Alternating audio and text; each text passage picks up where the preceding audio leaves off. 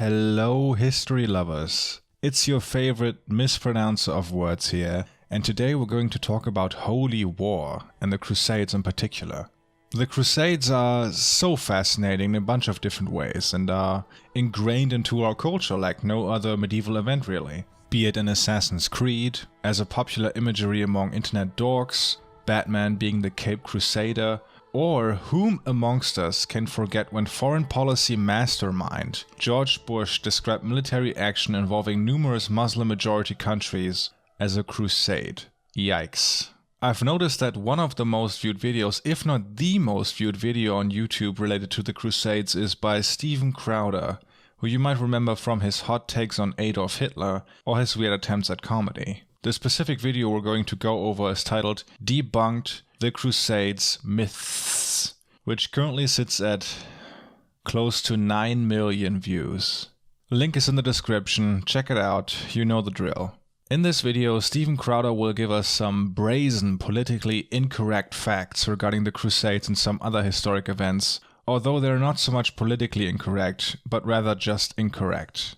And if you're a previous viewer of mine, history on YouTube not being portrayed in a nuanced manner is nothing new, but with this video there is a slant and really a transparent hatred at play that it's honestly kind of breathtaking. Anyway, let's go over this, and at the end we'll talk a bit more about the Crusades in the context of more recent news. This is important right now because you hear this taught a lot. It's taught across colleges, it's taught on campus, and it's taught in the media, it's taught in the entertainment industry. Today, whenever we're talking about the unspeakable acts committed in the name of Islam across the world in record numbers, what is it that we're inevitably told? But the Crusades. All right, don't ever use that voice again. But the Crusades. As a matter of fact, it's so commonly used. Here's a montage. Remember that during the Crusades and the Inquisition, people committed terrible deeds in the name of Christ. Why are only Muslims mentioned in talks about religious extremism? Did y'all forget about the KKK? Westboro Baptist Church, Crusades. We all have the bad seeds in the family. Why? The Muslims didn't go up from Jerusalem and march up to Europe to attack Christendom.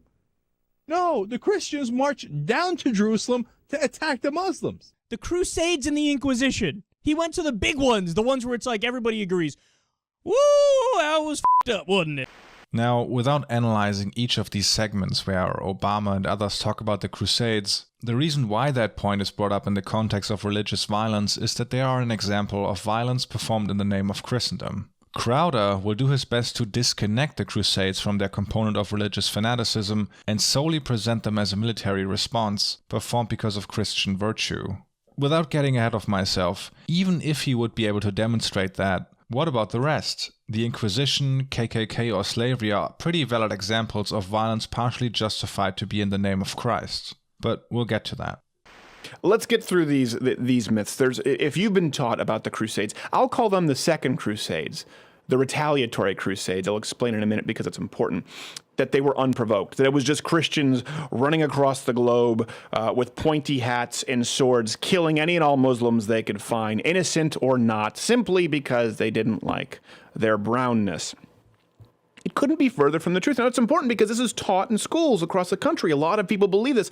The fact is that these Crusades, the Second Crusades, they were a response to the First Crusades from Islam, from the Muslim onslaught for hundreds of years. For over 400 years, there was consistent Muslim expansion, aggression, violence.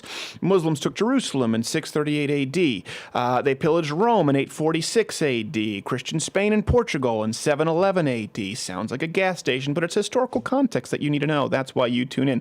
Southern Italy during the 9th century. The Ottoman Turks were advancing into Europe and invading the Byzantine Empire.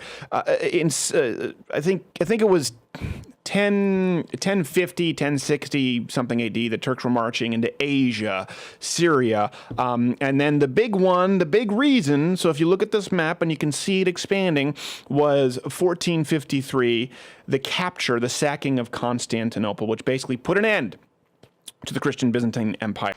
Where to start? Okay.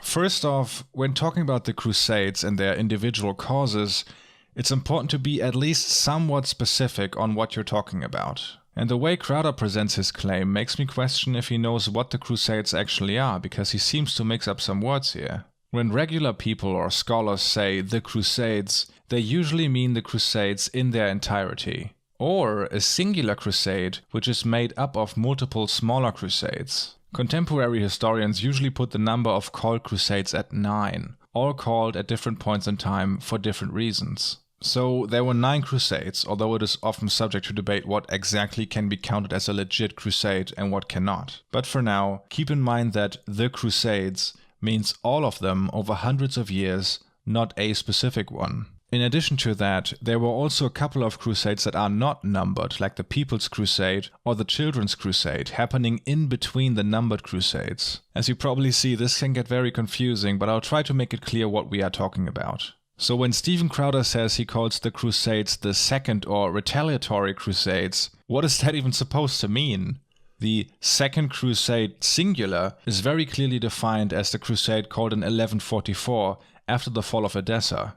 What I assume Steven Crowder is talking about here is actually the First Crusade, when the Crusaders captured Jerusalem, which he personally calls the Second Crusades. And this isn't just my usual pedantry at work here, but the words that Steven Crowder is using to make his argument make zero sense even within his narrative of the Crusades being a defensive operation against Muslim aggression. And the reason for that is because classifying the Crusades as retaliatory against Muslims, as Steven Crowder puts it, would include things like the Northern Crusade, of which Muslims weren't even a part of in any way, but which was called against Slavs, Finns and pagans in the Baltics. Or the Carthage Crusade, where Crusaders committed a genocide against a Christian minority in southern Europe. So right off the bat, Steven Crowder's argument completely collapses because he is unable to articulate what he is even trying to say. But trying to be charitable, for this video we'll stick with the First Crusade because that's usually what the argument is. Be that as it may, calling the First Crusade the Second Crusade because it's supposedly a response to holy war waged by Muslims also doesn't make much sense. A crusade is not the same thing as a jihad.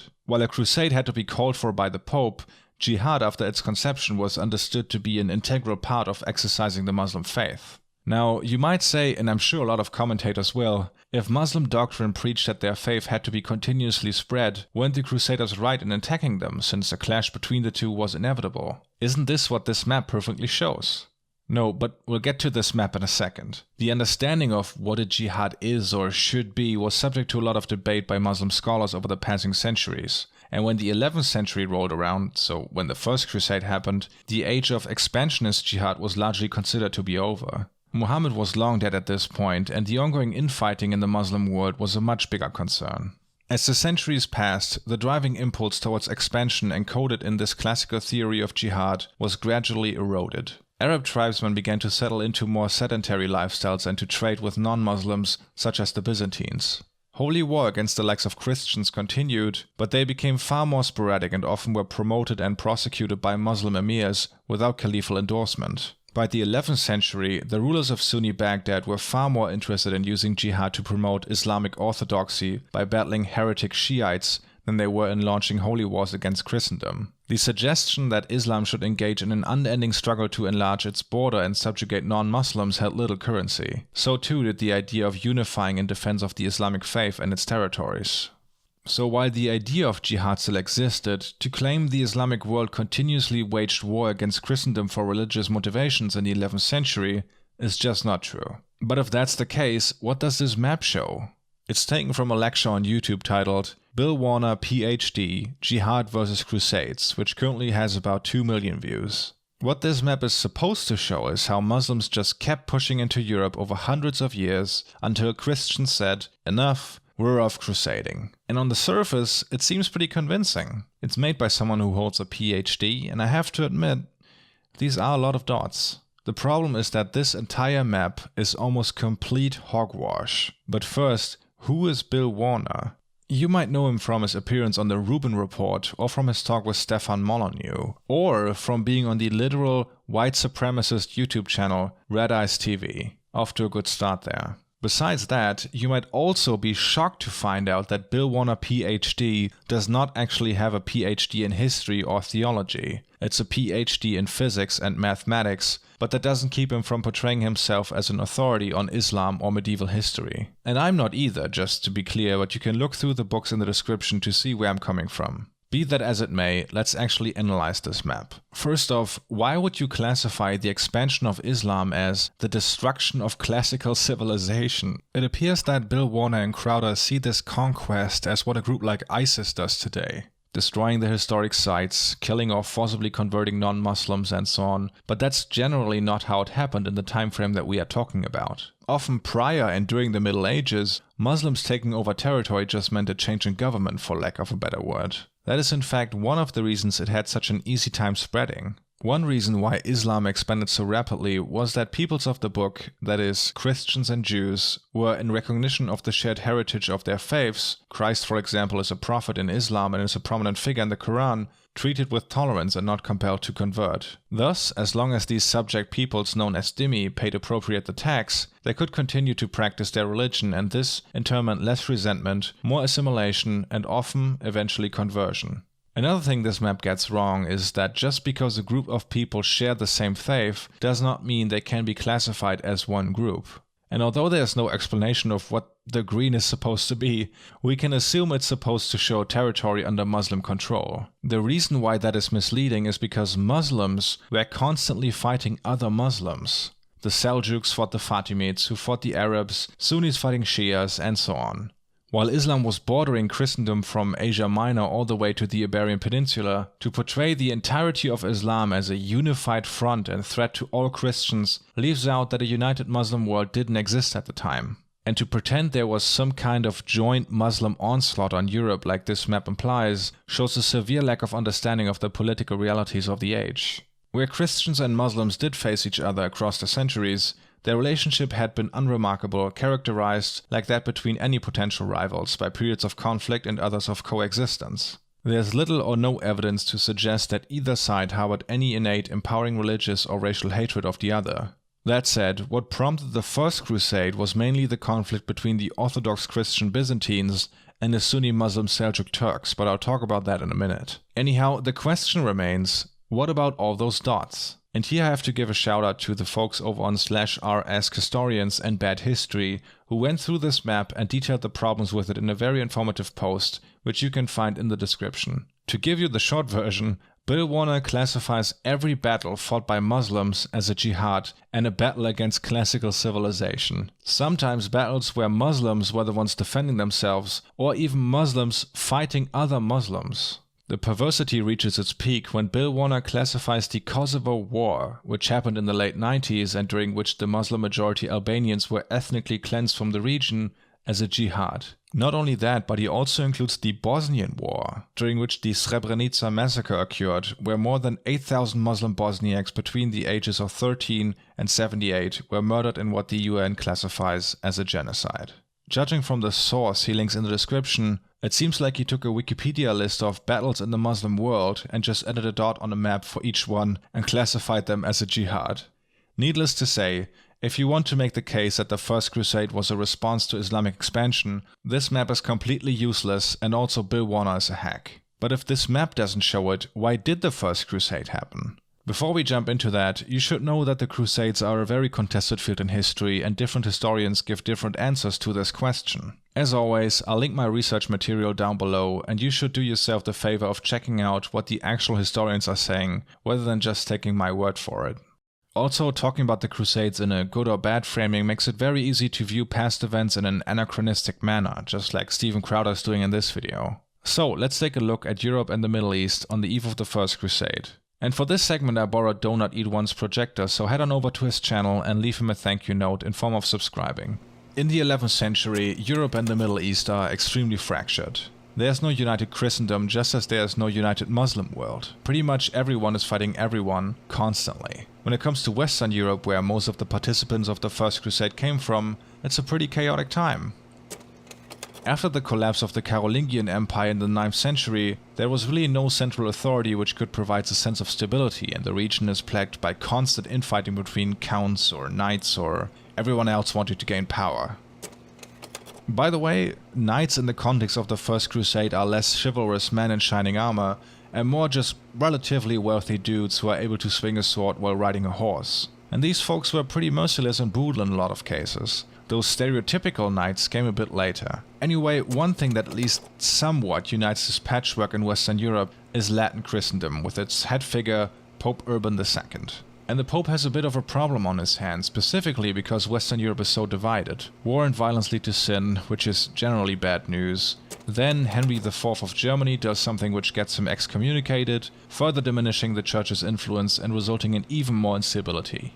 Besides these guys, there's also another Christian faction, namely Byzantium, also known as the Eastern Roman Empire, and things aren't going so great for them either. The people they are having the most trouble with are the Seljuk Turks, who Stephen Crowder calls the Ottoman Turks, although the House of Osman was established 200 years after the First Crusade. Anyway, the Seljuk Turks crushed the Byzantines at the Battle of Manziak in 1071, and since then continuously pushed them out of Asia Minor. Besides the Turks, the Byzantines are also constantly fighting off Slavic tribes and others wanting to take advantage of the situation, often including Christians, by the way, because the Byzantines weren't Roman Catholic, they were Greek Orthodox.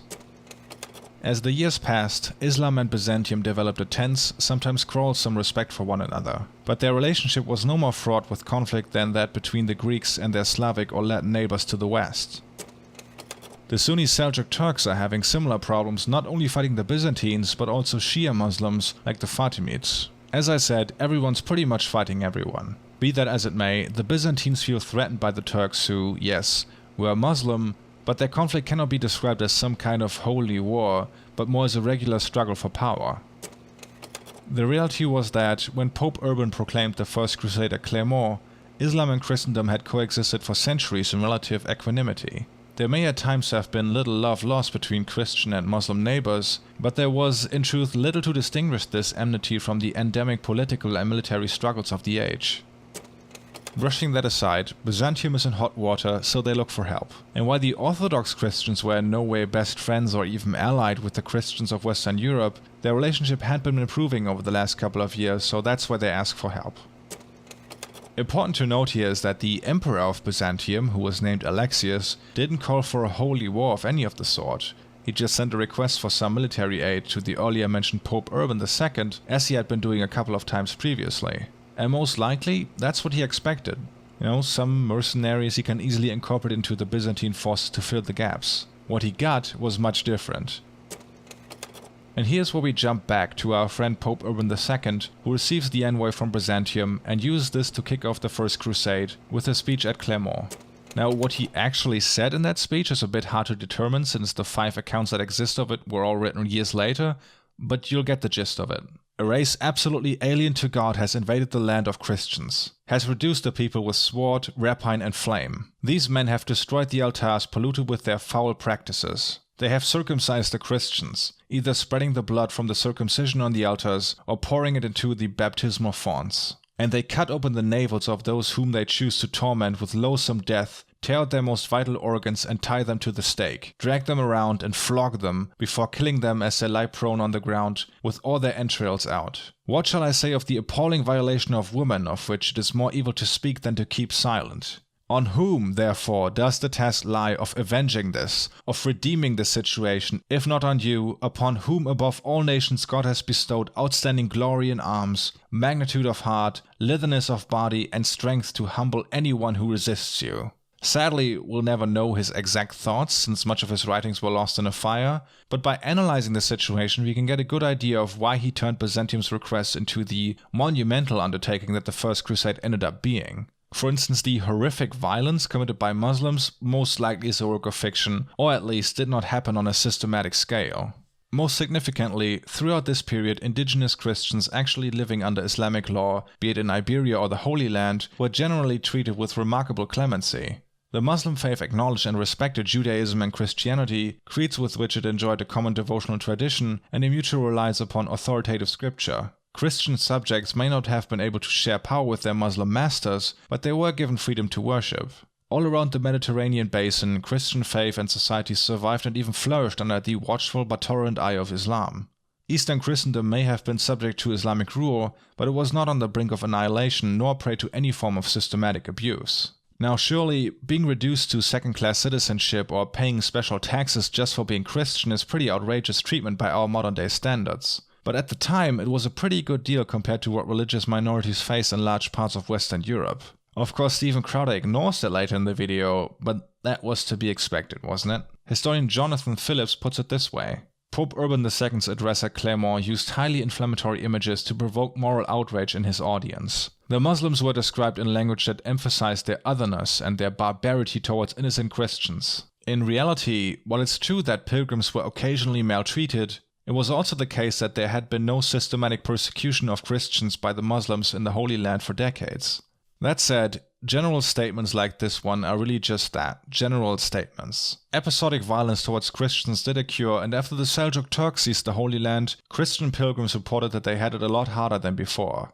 Be that as it may, in his speech, Urban is grossly exaggerating and most likely has no idea how Christians were living under Islamic rule. Also noteworthy here is that while a lot of Christians welcomed the Crusaders when they arrived in Asia Minor and the Middle East, the Crusaders often treated some local Christians no different from the Muslims, since most of them were Coptic and not Catholic. But what about the Holy Land? Besides Crowder, Urban II also specifically spoke about Jerusalem and the need to take it back for Christendom. This royal city, however, situated at the center of the earth, is now held captive by the enemies of Christ and is subjected by those who do not know God to the worship the heathen. She seeks, therefore, and desires to be liberated and ceases not to implore you to come to her aid. The problem with implying the sack of Jerusalem triggered the First Crusade is that this happened over 400 years prior to it being called by Urban II, so if this was such a big concern, they really took their time to react to it. And without going through Urban's entire speech, let me just say this. The main reasons Urban turned a call for military aid into a call for holy war are internal. A crusade which had authority the Pope would be put an enormous military force under influence of the papacy. It also served as a vehicle to reduce the constant infighting in Western Europe and unite parts of the continent under a common cause. It also allowed him to foster better relations between Latin and Orthodox Christendom.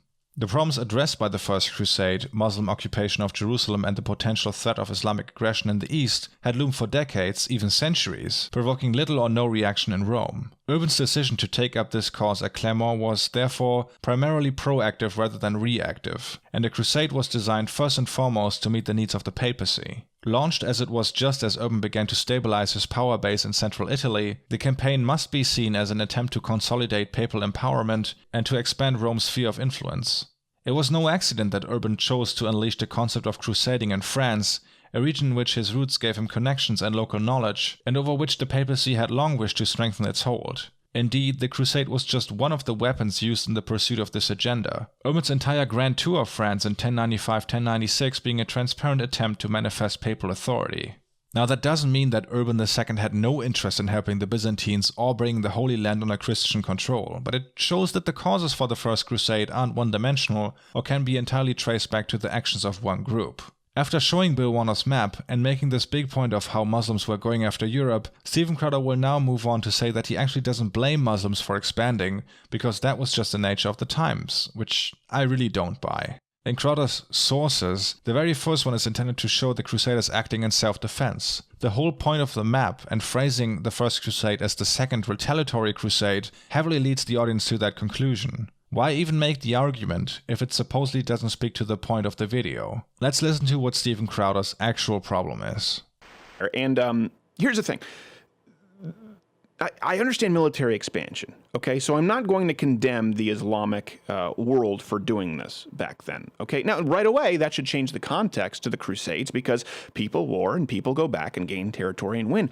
But the sheer brutality from Islam. For example, they deliberately desecrated the burial sites of Peter and Paul. Dick move. In 846. Exactly. These are military terms you need not concern yourself with. They would behead people, as we see today. They had methods of torture that were incredibly brutal. The dimitude, meaning they would force non-Muslims to be subservient and pay taxes, and they didn't get to enjoy the same kind of rights as Muslims got to enjoy.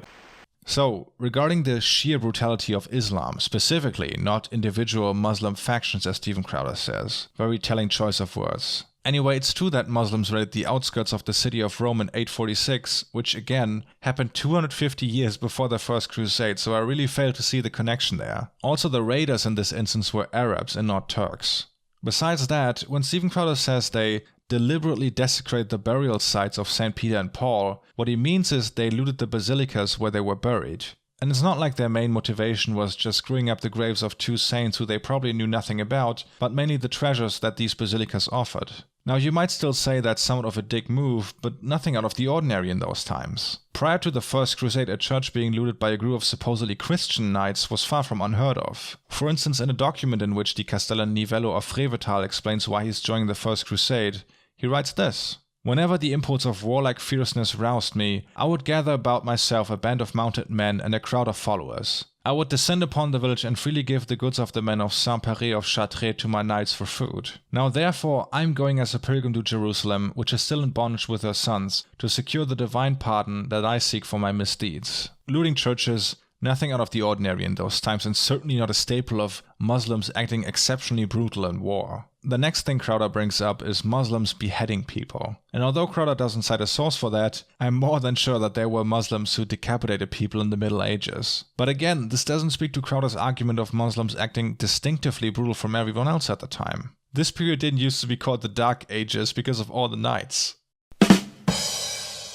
Jokes aside, the term Dark Ages is actually very misleading and Eurocentric. Decapitation was practiced for thousands of years before Islam even made its way into the world stage. The word in itself shares its root with the word capital, as in capital punishment, because people got their heads chopped off for millennia, be it in ancient Greece or Rome or in Japan. Same goes for torture.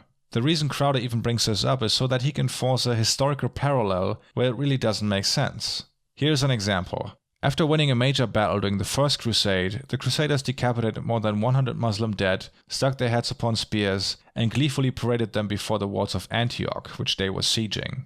Now, if I would want to make the case for the brutality of Christianity, for instance, I could point to the Vietnam War, and specifically the Tiger Force, who were Christians and also allegedly decapitated numerous civilians, including an infant. Or even more fitting, I could point to the photos obtained by the Rolling Stone in 2011, which showed Christians in Afghanistan, a majority Muslim country, maneuvering a severed head on a stick.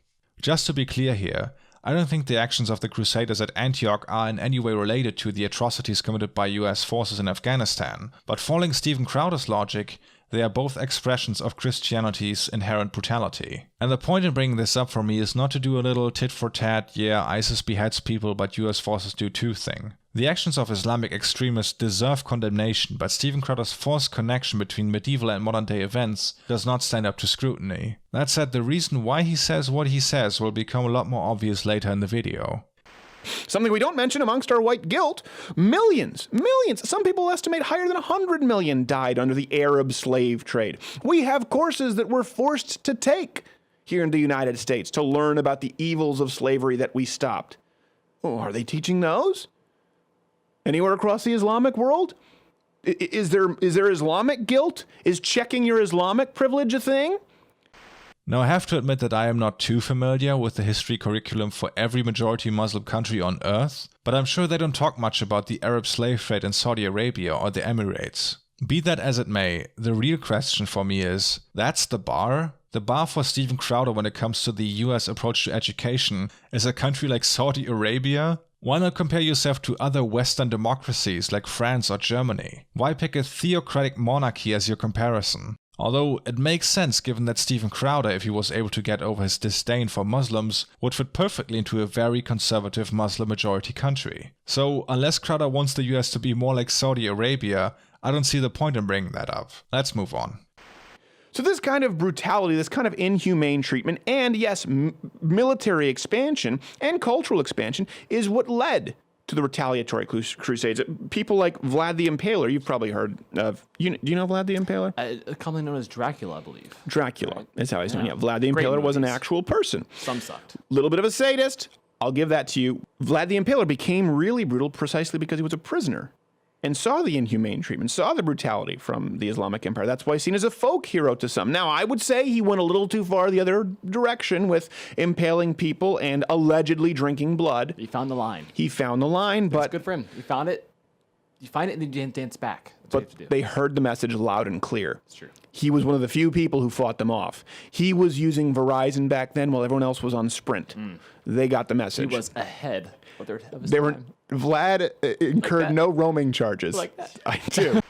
Okay, so when it comes to Vlad the Impaler, firstly it's important to keep in mind that when in prison, Vlad was not held in solitary confinement for 40 years, being tortured Count of Monte Cristo style. He and his brother stayed with the Ottomans as a guarantee for their father's loyalty. But you know, that could still mean that's why he got so brutal, but I would trust Stephen Crowder's source on this one, rather than Crowder himself. On his website he links to an article from livescience.com, and here's what they write about Vlad's stay with the Ottomans. During their captivity, Vlad and his brother were tutored in science, philosophy and arts. They were also allegedly schooled in the arts of war, receiving lessons in both horsemanship and swordsmanship from their Ottoman captors, according to Radu Floresu and Raymond McNally, former professor of history at Boston College, who wrote several books about Vlad III. Some historians have argued that Vlad also learned the art of impalement during his time as a hostage, but that can't be proven, according to Florin Kurta, a professor of medieval history and archaeology at the University of Florida. The Ottomans didn't invent impalement, and there's no way of knowing whether Vlad saw them deploy this gruesome punishment on their prisoners. Regardless of what he learned from his captors, Vlad didn't take kindly to being held prisoner. On the contrary, his kid brother adjusted well to captivity, forging a friendship with the Sultan's son, Mehmed II, and eventually converting to Islam. Although I should mention that it's very contested if Vlad's brother Radu actually converted to Islam, but at least he voluntarily stayed with the Ottomans, eventually helping them to chase his brother out of Romania. Anyway, keep this little Vlad digression in mind because we'll come back to it later. So all of this is what led to the Pope putting forward the idea of a Christian crusade for the first time that kind of gave license to killing people who weren't Christians because they were facing the extinction, potentially, what they thought of their culture, of their way of life, to who they saw to be barbarians at that point. Sorry I have to chime in here, but this is probably my favorite part in Crowder's video. We already talked about how Christianity was not facing any kind of existential threat at the time, but the reason I'm talking here specifically is the painting on screen when Crowder says the word barbarians. Maybe you remember when I said earlier that in order for Crowder's argument to make any sense, you basically have to pretend all the Crusades targeted at non-Muslims didn't happen? Well, this is an example of failing at that. Let's do some analysis on what's shown here. We have a burning city in the background, a lady lying dead on the floor, this person throwing up one last stab before presumably being killed, and near the center, an older man begging for the life of his wife and small kid in front of a group of knights. Surely not a happy occasion going on here. This painting is called The Entry of the Crusaders in Constantinople by Eugene Delacroix. It shows the culmination of the Fourth Crusade, where the Crusaders turned on their supposed allies and sacked the capital of Orthodox Christendom. Not only did they plunder the city, but also raped and murdered numerous inhabitants, and what followed was a fragmentation of the Byzantine Empire, which irrevocably weakened it until it was taken by the Ottomans in 1453. So, good job there, Stephen. Made my point for me. And this wasn't even the first time a crusader declared war on the Byzantines. In 1107, Bohemund of Taranto, who became king of Antioch after the Crusaders took it, launched a campaign against the Byzantine Empire, declaring its Orthodox Christian emperor Alexius an enemy of Christ. But at least this time, the Byzantines were able to cut off the attacker's supply, and the campaign proved to be a shambolic disaster. Really doing a bad job defending Christendom there, though. Let's move on. And it's important to remember that the Crusades, the retaliatory Crusades from the Christians at that time, met the criteria of the Just War Clause. So when Stephen Crowder talks about the Just War Clause, he makes it look like it's part of some sort of medieval Geneva Convention ratified by a medieval version of the UN. Just war is a theory regarding ethics in wartime, and it changes meaning depending on when and where it's invoked. But for the Crusades, it's a bit more complicated than Crowder makes it out to be. After the collapse of the Western Roman Empire, the Catholic Church had a bit of a problem on its hands. How do you expand militarily and defend your territories if your holy book preaches pacifism and guarantees you a ticket straight to hell for murdering someone? Well, prior to the Crusades, numerous Christian scholars examined the text and thought maybe "thou shalt not kill" and "love your neighbor" can become "kill your neighbor" if the church says so. And this is where the idea of just war in the context of the Crusades makes its way into the story. Connecting the idea of fighting a just war with a pilgrimage to Jerusalem allowed the church to sell the First Crusade as a campaign of sanctified violence that was not only okay, but deserved a reward. In this case, the absolution from all sin. So it's not like the Crusaders appealed to some kind of universal human rights charter, but were told to be acting within the rules the church set up for them so that they could go on killing without questioning if their actions are actually compatible with their religion. See, this is why these videos have to be so long and take so long to make. Crowder takes 10 seconds to make a claim, and the explanation why what he says is gibberish takes several minutes. But even leaving out this context, it's not like the Crusaders even acted within those rules. For instance, the website Crowder links to says one of the just war principles is, the violence used in war must be proportional to the injuries suffered. And we can find countless examples even within the First Crusade where the Crusaders went really out of bounds on this rule specifically. For instance, during the Siege of Marat, where the Crusaders managed to strike an agreement with the forces and civilians remaining in the garrison, guaranteeing them safe passage if they surrendered. After the Saracens agreed to this deal and surrendered, the Crusaders massacred them anyway, only to discover that the food stocks were already empty. What happened after is detailed in the chronicles of Fulcher of Chartres, who wrote, "I shudder to tell you that many of our people, harassed by the madness of excessive hunger, cut pieces from the buttocks of the Saracens already dead there, which they cooked, but when it was not yet roasted enough by the fire, they devoured it with savage mouth." Although these are the Middle Ages, eating your dead opponents was generally considered to be out of what was acceptable. And maybe you just saw that the last principle on that list talks about killing non-combatants, but we'll talk about the sack of Jerusalem in a couple of minutes. They were thought of as an act of love in response to Muslim aggression. Historically, they met the criteria that was necessary. Okay, the act of love thing. This one is actually true, although I doubt Stephen Crowder knows what he's saying here. Presenting a crusade, which meant killing people, as an act of love was a tool for the Catholic Church to convince people that this violent ordeal was a morally righteous thing to do, similar to how the concept of just war was used. The historian who detailed the use of love in regards to gathering support for the Crusades was J. Riley Smith, and here's what else he wrote in his paper, Crusading as an Act of Love. Now, the striking thing about these references to love is that they are one-dimensional and therefore not truly Christian. Love of neighbor was always treated in Crusade propaganda in terms of fraternal love for fellow Christians, never in terms of love shown for enemies as well as friends. And this one-sided view of love did not properly reflect Christian teaching in the past or at the time. It is not believable that the popes who proclaimed Crusades and the more respectable preachers who whipped up enthusiasm for them did not grasp the complexity of the Christian position. They must have presented their one-sided version of love deliberately with a view to the audience they were addressing. In other words, presenting a crusade as an act of love was deliberate propaganda by the church. Be that as it may, Riley Smith wrote this paper in 1980, and since then a lot of work was published analyzing the idea of Christian love in the context of the Crusades. One notable addition for us would be by Susanna Throop in her book, Crusading as an Act of Vengeance. Riley Smith has shown that to sacrifice one's own life for a fellow Christian on a crusade was perceived as an act of love, leading some to view the desire to display Christian love as a motivating factor that drove people to go on a crusade. Perhaps for some, to take vengeance for an unjust death was also perceived as an act of love in the right context, and thereby led some to view the desire to take vengeance as another aspect of the desire to display Christian love. From this perspective, both vengeance and self-sacrifice could coexist under the broader banner of Christian love. This suggests that, at least for some, to take vengeance and to display Christian love were not necessarily mutually exclusive or contradictory principles, and both contributed to the ideology of the crusading movement.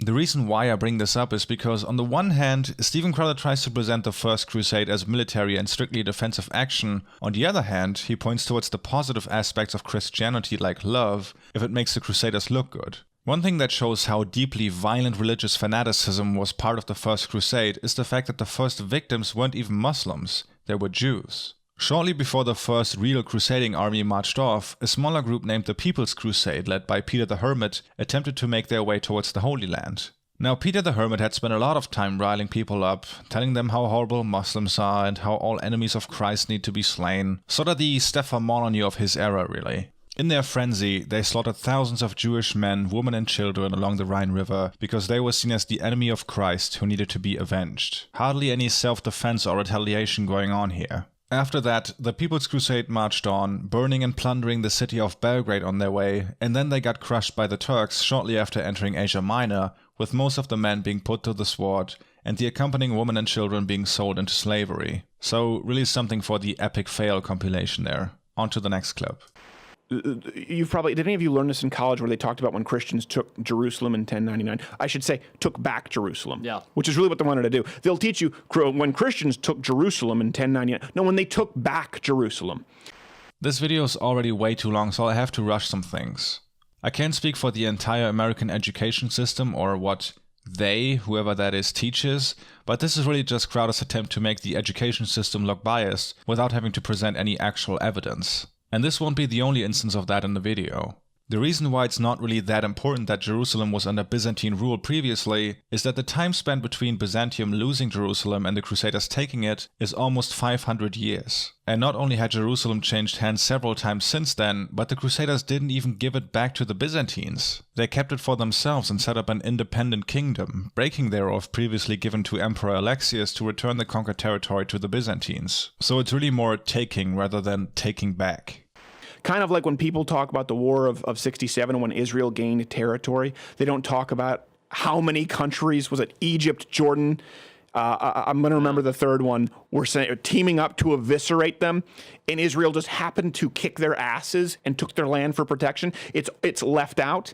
So, again, I have no idea who this imaginary they is that Steven Crowder is arguing with in his head, but let's just take up the argument real quick without digressing too much. When it comes to the territory that Israel is currently occupying, like the Golan Heights, the fact that Israel was acting in self-defense or attacked preemptively in 1967 doesn't really matter. Under international law, you can't just take land by conquest, even when acting in self-defense. Now, if my comment section wasn't horrible enough after talking about the Crusades and wars in the Balkans, I think picking up this topic should do it, so let's move on quickly. So when Christians took back in 1099, you've heard this term, right? That their siege of Jerusalem, blood. They had blood up to their knees. You might have heard it. It's a term thrown around a lot. Even so much so that Bill Clinton said this after 9/11, mind you. The context matters. In trying to be sympathetic and show his tolerance and how progressive he was to the terrorists and terrorist supporters across the Islamic world, Bill Clinton had this to say: "Those of us who come from various European lineages." Can you do it in Bill Clinton? Yeah, try that. Are not blameless. Indeed, in the First Crusade, when the Christian soldiers took Jerusalem, they first buried a synagogue with 300 Jews in it. I was going to say that's unnecessarily dark to do it in a Bill Clinton voice. And proceeded to kill Muslim women, Muslim children, at the Temple Mount. I want to get down to the part where he said, the description of the event describes soldiers walking on the Temple Mount, a holy place to Christians, with blood running up to their knees. The common term, he reiterated it. I can tell you that story is still being told today in the Middle East, and we are still paying for it right after 9/11. First off, that's physically impossible for blood to be up to your knees, of course. And by the way, it may sound like we're trying to take something literally that they meant figuratively. No. They will teach this in college literally, and Bill Clinton meant it literally. I'm really amazed that Crowder claims Bill Clinton meant the Crusaders having blood up to their knees literally, when only a few seconds ago he read his exact words being the contemporaneous description of the events described. And that is what is being taught in colleges. A course in medieval history or the Crusades specifically doesn't work like a test from Prager University. With events like these, we're forced to go by eyewitness account, and the one claiming the Crusaders had blood up to their knees came from Raymond of Arguelles? Whatever. But there are also others describing the Crusaders having blood up to their ankles or to the knees of their horses. Judging from the varying accounts, we can only really conclude one thing. After the massacre of women, children and men who had taken refuge in the Al-Aqsa Mosque during the siege, there was a lot of blood. So much that multiple people detailing the slaughter found it necessary to point it out. The Al-Aqsa Mosque is quite big though, so the Crusaders having blood up to their knees is rather unlikely, but again, this is just one eyewitness account and it's by no means taken as gospel in all of education. Hardly any myth being busted here. Steve Weidenkopf pointed out that this is not only physically incapable, but corrected the record regarding the Jerusalem battle. Standard practice at the time dictated that a city that refused to surrender at the sight of a sieging army would suffer any and all consequences of a successful siege. This is why many cities back then agreed to terms before commencement of this siege. It doesn't mean all Muslims did that. They didn't necessarily follow the rules of war. As we've seen now, they didn't really follow any civil rules of engagement. The point is, 11th century warfare was harsh. This shouldn't be a surprise. Yes, the retaliatory Christian crusaders did kill many inhabitants, but the events are not out of the ordinary. So first off, Steve Weidenkopf, who wrote this piece for the Catholic website Crowder uses as his main source, did not correct the record. He cites other historians regarding the blood up to their knees thing, and Thomas F. Madden specifically, who wrote a whole paper on the improbability of that claim. Be that as it may, when we talk about the sack of Jerusalem by the Crusaders, keeping in mind the historiography of the First Crusade is really important.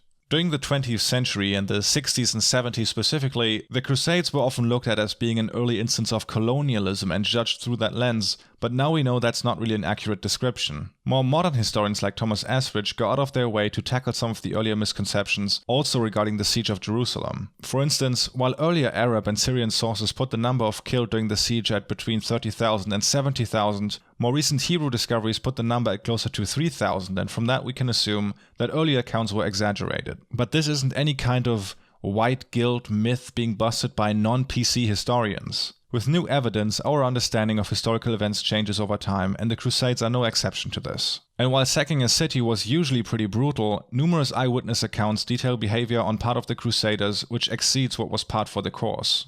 Most of the Franks, that's the Crusaders, were in no mood to take prisoners. Instead, 3 years of strife, privation and yearning coalesced to fuel a rampaging torrent of barbaric and indiscriminate slaughter. One Crusader joyfully reported, "With the fall of Jerusalem and its towers one could see marvelous work. Some pagans were mercifully beheaded, others pierced by arrows plunged from towers, and yet others, tortured for a long time, were burned to death in searing flames. Piles of heads, hands and feet lay in the houses and streets, and men and knights were running to and from over corpses. So gruesome was the carnage that, according to one Latin, even the soldiers who were carrying out the killing could hardly bear the vapors rising from the warm blood." Other Crusaders ranged through the city at will, slaughtering men, women and children, both Muslims and Jews, all the while engaging in rapacious looting. Neither Latin nor Arabic sources shy away from recording the dreadful horror of this sack, the one side glorifying in victory, the other appalled by its raw savagery. In the next paragraph, Asbridge talks about the most likely inflated death count of the siege, but even taking this recent discovery into consideration, he concludes it like this. This suggests that, even in the Middle Ages, image of Crusaders' brutality in 1099 was subject to hyperbole and manipulation on both sides of the divide. Even so, we must still acknowledge the terrible inhumanity of the Crusaders' sadistic butchery. And it's really telling how Stephen Crowder classifies these events as not being out of the ordinary, but completely disregards the notion of historical context when it comes to anything reprehensible done by Muslims. Next clip. And modern accounts, like Bill Clinton, when they throw it out there, they're used to stir up backlash against the West. They're the ones who are stirring the backlash up against us here in the Western world. They're the ones who are encouraging people in the Islamic world to use it as an excuse, because the Crusades were largely forgotten and they weren't used as justification for ISIS, for Taliban, for take your pick.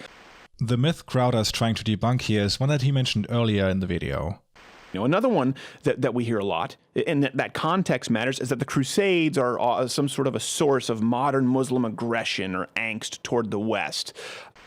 And apparently it's former President of the United States Bill Clinton who invokes the parallels to the Crusades in the first place, and not people in the Middle East. But the truth actually lies somewhere in the middle. It is true that the Crusades didn't take up a lot of space in the Muslims' view of their history. Up until the conception of the term crusade hundreds of years later, these campaigns were just described as the Frankish Wars in Muslim texts. Most likely they weren't even aware of the religious basis for the Crusades, but thought they were Byzantine mercenaries. So why does Bill Clinton mention them? Well, certainly not because of white guilt, I can tell you that much. He picks them because it's a convenient way for him to explain away the animosity a lot of people in the Middle East have towards the United States. Here's what he could have said instead. Maybe instead of the Crusades, it's actually our more recent actions that we should take a look at. Maybe things like destroying the Al-Shifa medical plant that I, Bill Clinton, personally ordered and that was producing medicine for more than 100,000 patients play a role in this. Maybe we should have checked first if there's actually any evidence that this plant was producing chemical weapons before eviscerating one of only 3 medium-sized pharmaceutical factories in Sudan. You know, maybe stuff like this causes hostility over there, not events from over 900 years ago. But you know, that said, he somewhat has a point in what he is saying about the Crusades. Just like Stephen Crowder is using the Crusades to spread Islamophobia, they are also used by Islamic extremists. This is taken from Lawrence Wright's Pulitzer Prize-winning book The Looming Tower, Al-Qaeda and the Road to 9/11, describing bin Laden's worldview. History moved in long, slow waves, he believed, and this contest had been going on continuously since the founding of Islam. This battle is not between Al-Qaeda and the US, bin Laden would later explain. This is a battle of Muslims against the global crusaders. It was a theological war, in other words, and the redemption of humanity was at stake. He then turned to the galling presence of American troops in the kingdom. It is unconscionable to let the country become an American with American soldiers, their filthy feet roaming everywhere. For no reason other than protecting your throne and protecting oil sources for their own use, he wrote. These filthy, infidel crusaders must not be allowed to remain in the Holy Land. So there you go. Often the truth lies somewhere in the middle. The Crusades are a tool for Islamic extremists to say, look, thousands of years ago Christians invaded our lands and killed our people just like they're doing it now. How can you not see that these people are obviously barbarians who will never stop? Maybe that line of argumentation sounds familiar. Okay, we're getting close to the end here, and we're also approaching mask off time for Steven Crowder. Let's address a point he makes later in the video first, and then we'll listen to Crowder tell us the motivation behind his video.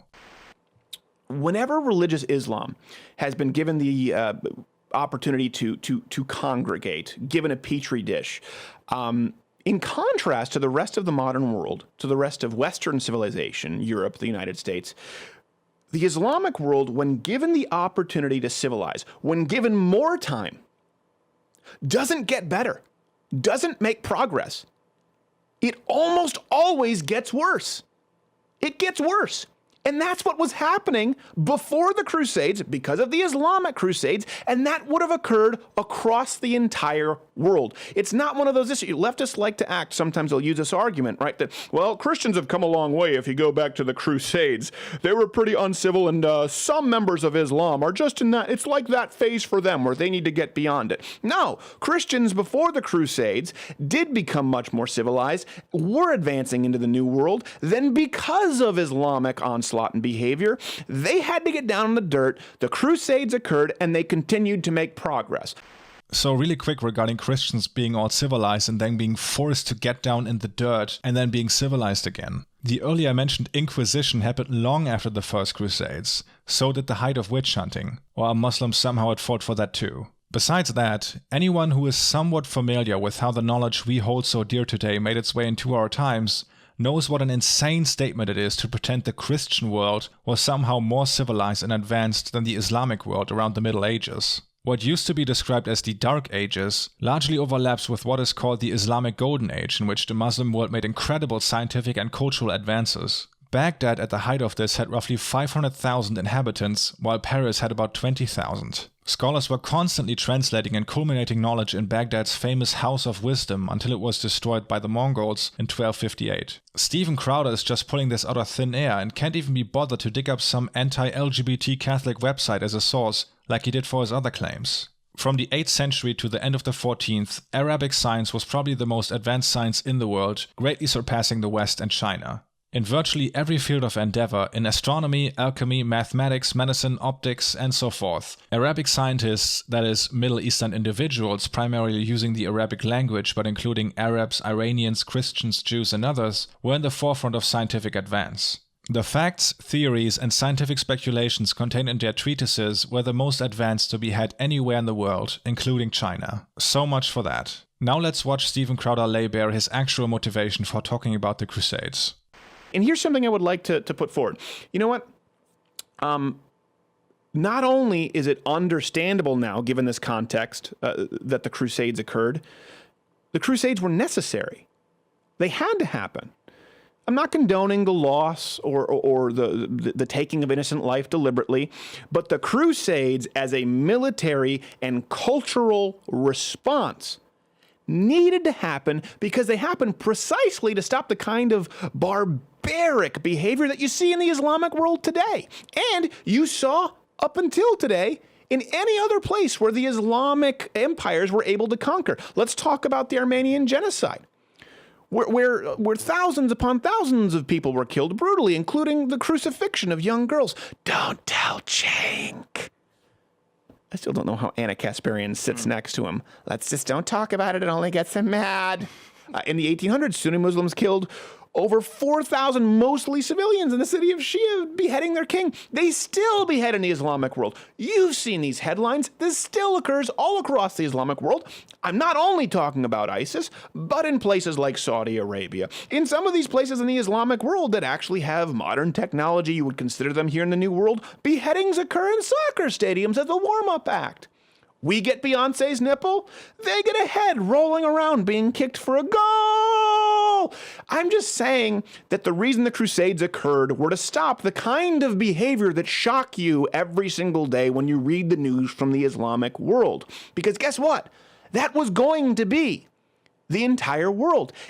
Now, I can't be bothered to talk about every single claim in there because this video is already too long. But here's the big question. Why does Steven Crowder talk about ISIS or 9/11? Why is he bringing up the Armenian genocide which happened during the First World War, or Vlad the Impaler? Initially this video was supposed to be about the Crusades if I remember correctly, and there are multiple reasons why he digresses so often. One is the way people like Crowder, Steve Bannon or Ben Shapiro see the Muslim world. They view it as an opposing force to what they call the Judeo-Christian West, our enemy in the clash of civilizations if you will. And this is pretty much in line with how the modern American right seems to view it as well, all the way to the President of the United States.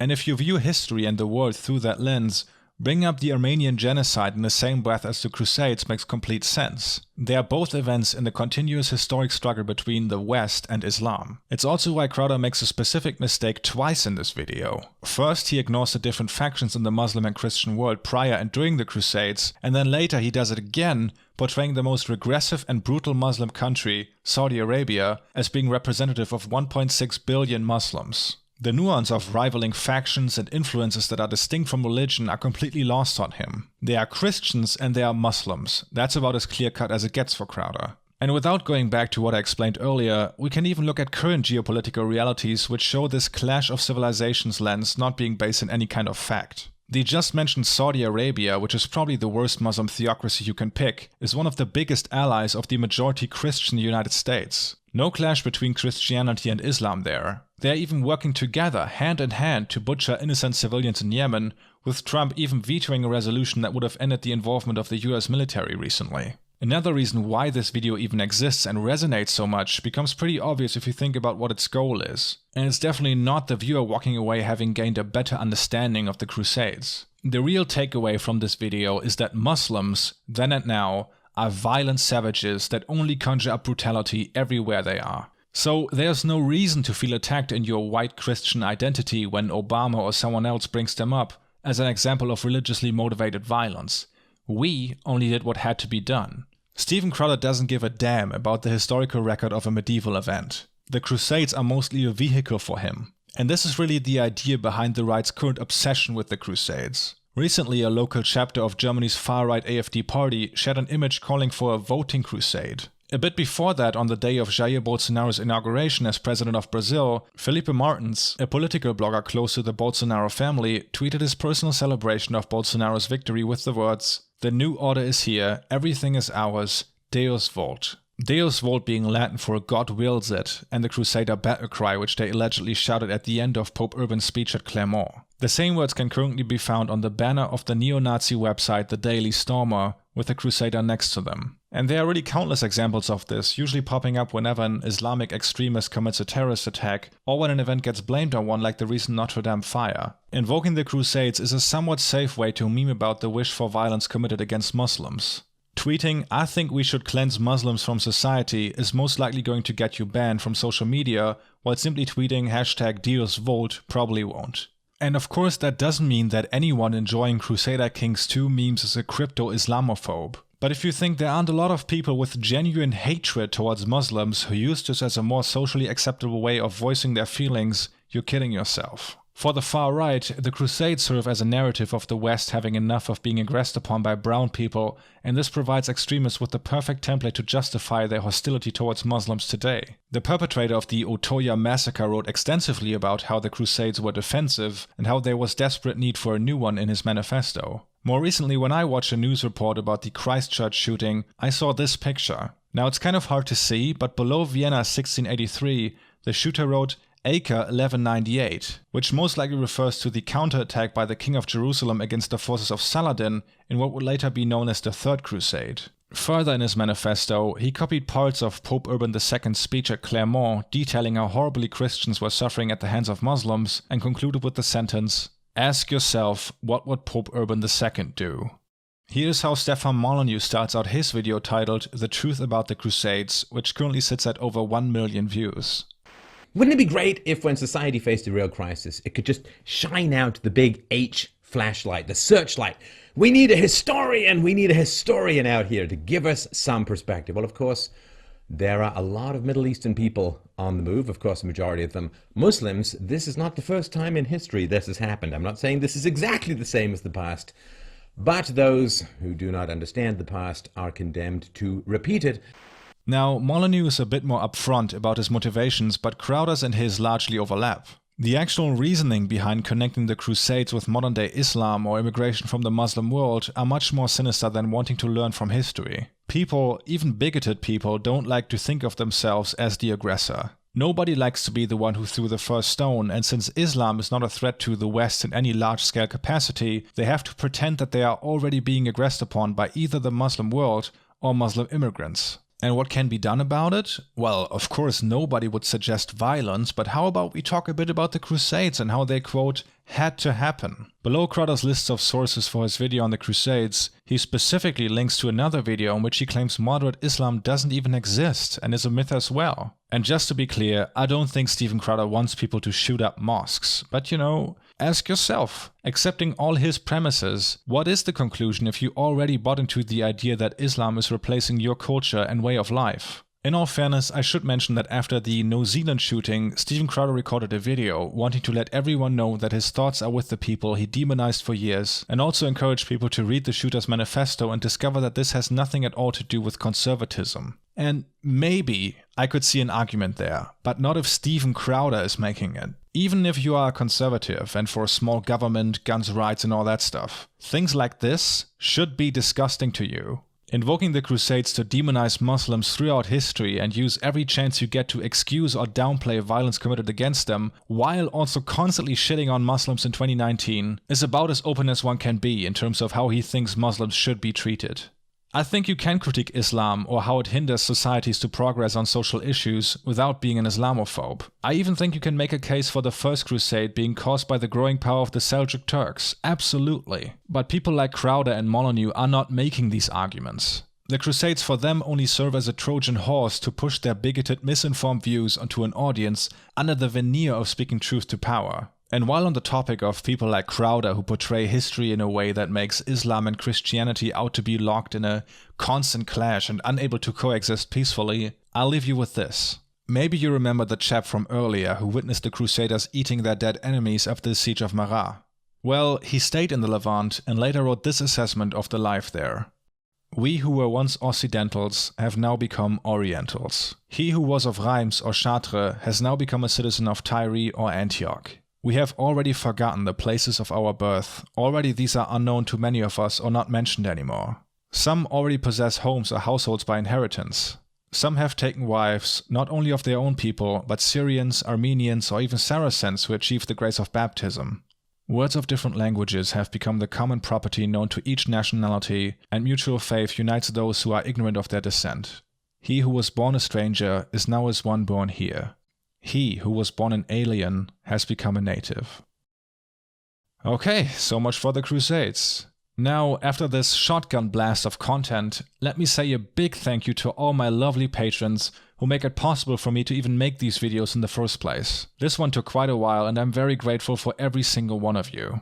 If you, current viewer, also want to achieve this eternal glory, the link is in the description. Access to the Discord, bonus content, name in the credits, it's all in there, so give it a look. Second big thank you to everyone who is still watching right now, because I know this was unusually long even for my videos, but I think you would gain more from this approach rather than just analyzing Steven Crowder's sources. I had a lot of fun learning more about the Crusades, and I encourage all of you to check out the books I listed in the description if you're interested. There was also a lot of stuff I wanted to talk about which I had to drop, like explaining why people even went on a crusade and the layers to their motivation, but you know, maybe I'll make a Patreon video for that. What else? There's Twitter, there's Instagram. Oh, there's also a Twitch channel on which I'll probably play some Crusader Kings 2 after this video goes live. Have a look at that if you like, and I think that's it.